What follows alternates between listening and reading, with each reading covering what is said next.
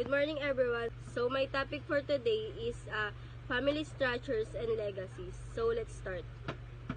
Family structures. The traditional family structure is considered a family support system that involves two married individuals, providing care and stability for their biological offspring. However, these two parents' nuclear family has become less prevalent and alternative family forms have become more common. The family is created at birth and establishes across generation. Those generation, the extended family of aunt, uncle, godparents, and cousin can hold significant emotional and economic rules for the nuclear family. So first, kind of family structures. Number 1, nuclear family. A family unit consisting of at most a father, mother, and dependent children. It is considered a traditional family. 2, extended family. A family consisting of parents and children along with either parents, grandchildren, aunt or uncles, cousins, etc. It's some circumstances the extended family comes to live either with or in place of a member of a nuclear family. So third, step families. Two families brought together to do divorce, separation, and remarriage. Single-parent family. This can be either a father or a mother who is singly responsible for the raising of a child. The child can be by birth or adoption. They may be a single parent by choice or by life circumstances.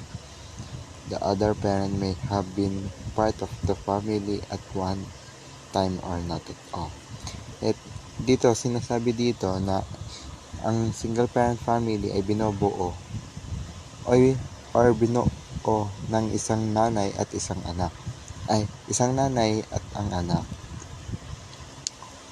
Or madalas din itong tinatawag na broken family dahil hindi ito kikompleto pamilya tulad ng ating mga nakasanayan na binubuo ng nanay, tatay, at ang anak. 5, adoptive family.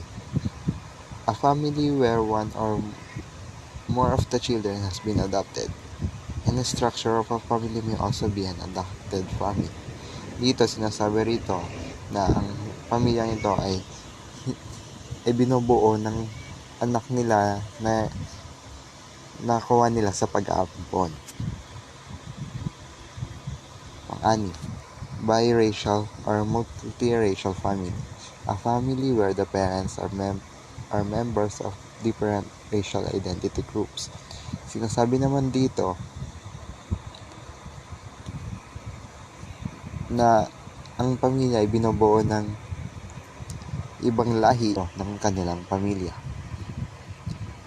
Number 7, transracial adoptive family. A family where the adopted child is of a different racial identity than the parents. Number 8, blended family. Blended family, also known as a step family. This family structure consists of parents who have remarried or entered into a new relationship after divorce or death, bring together their respective children from previous relationship. So, ayun ang ibig sabihin na blended family. Number 9, conditionally separated family. This term, where one or both parents live separated for a period of time but remain legally married or committed, often due to work or other obligation. So last, number 10, foster family.